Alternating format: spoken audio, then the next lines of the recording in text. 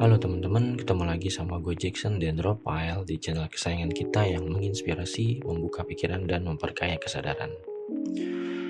Di video kali ini, gue akan ngebahas tentang bagaimana cara kita menghadapi stres atau mengelola stres yang fokusnya pada diri kita sendiri. Jadi, bagaimana sih cara kita menghadapi stres, tapi solusinya itu sebetulnya ada di diri kita sendiri, teman-teman. Gue akan kasih 3 cara utama dalam menghadapi stres atau mengelola stres di video kali ini. Jadi tonton videonya sampai habis supaya lo gak gagal paham.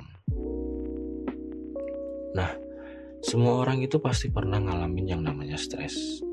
Stres itu sebetulnya respon alami dari tubuh kita terhadap tantangan atau tekanan yang ada di sekitar kita.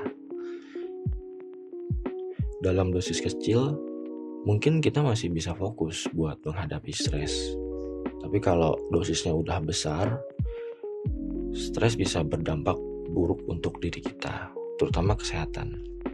Jadi penting banget buat kita tahu cara-cara efektif untuk mengelola stres supaya kita nggak sakit, supaya kita baik-baik aja di kehidupan kita. Nah, cara mengelola stres yang pertama adalah dengan penerimaan diri. Kalian tahu nggak, seringkali stres itu datang karena kita terlalu keras sama diri kita. Kita sering ngerasa harus sempurna, kita sering ngerasa harus memenuhi standar yang tinggi, kita harus juga menjadi yang paling baik. Nah, penerimaan diri itu adalah kunci untuk mengurangi tekanan-tekanan karena standar-standar yang kita setting untuk diri kita tadi. Filsuf Amerika Charles Rogers pernah bilang, paradoks yang menarik adalah bahwa ketika saya menerima diri saya apa adanya, maka saya bisa berubah. Artinya, dengan menerima diri kita apa adanya, kita justru bisa berkembang lebih baik. Coba deh, mulai dengan melakukan afirmasi positif untuk diri kita. Saya cukup, saya melakukannya dengan baik, saya bisa, dan lain sebagainya. Ulangi aja itu setiap hari. Lama-lama kita akan mulai mempercayai diri kita. Kita akan mengurangi tekanan yang membuat kita stres untuk diri kita sendiri. Lalu kemudian untuk menghadapi stres yang kedua, yang berfokus pada diri kita adalah mengelola pikiran negatif. Cara kedua adalah mengelola pikiran negatif. Pikiran negatif ini bisa jadi sumber stres yang sangat besar. Tugas kita adalah mengenali pikiran ini dan menantangnya. Pernah dibilang sama Epictetus, bukan apa yang terjadi pada kita, tapi bagaimana kita bereaksi terhadap yang penting aja. Nah, ini mengingatkan kita bahwa reaksi kita terhadap situasi itu sangat menentukan dampak. Jadi, ketika situasi itu terjadi, dampaknya itu bukan karena situasi itu, tapi karena respon kita. Jadi, sekali-kali coba lo gunakan teknik reframing atau membingkai ulang pikiran. Contoh, misalnya daripada lo nggak bisa melakukannya gitu, sebaiknya lo ganti, coba saya akan mencoba yang terbaik, melihat apa yang bisa lo capai aja gitu. Dengan cara mereframe pikiran lo atau mereframe keadaan yang sedang terjadi di lo akan bisa ngubah cara pandang dan ngurangin beban stres itu. Ya, jangan lupa juga dalam reframe ini lo menggunakan logika-logika yang masuk akal.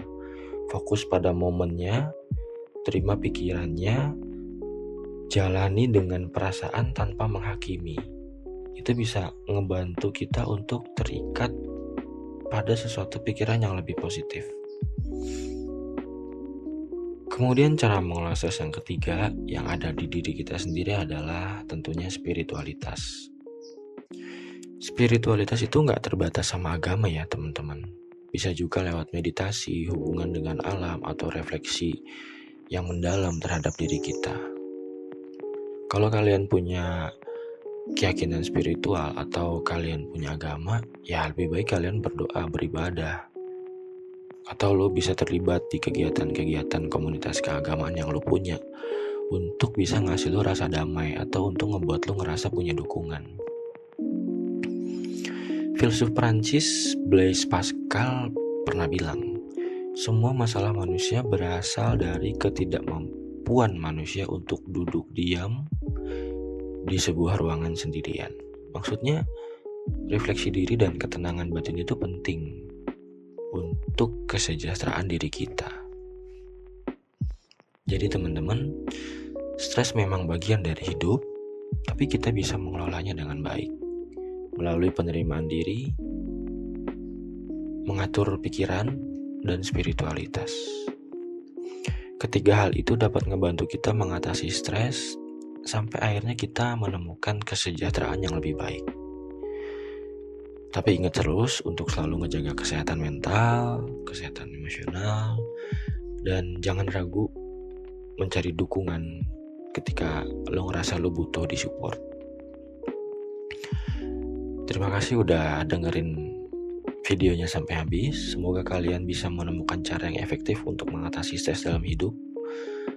Kalau kalian ngerasa konten ini bermanfaat, mari lakukan kebaikan dengan share video ini ke orang-orang yang kalian sayang atau ke sahabat-sahabat kalian sehingga mereka bisa ngerasain manfaat yang sama yang kalian rasakan. Kalau kalian ada komentar atau ada hal-hal yang mau ditanyakan atau disampaikan, silahkan tulis di kolom komentar. Itu merupakan bentuk support yang sangat besar buat gue. Kalau gitu, sampai ketemu di video berikutnya. Go Jackson, see you.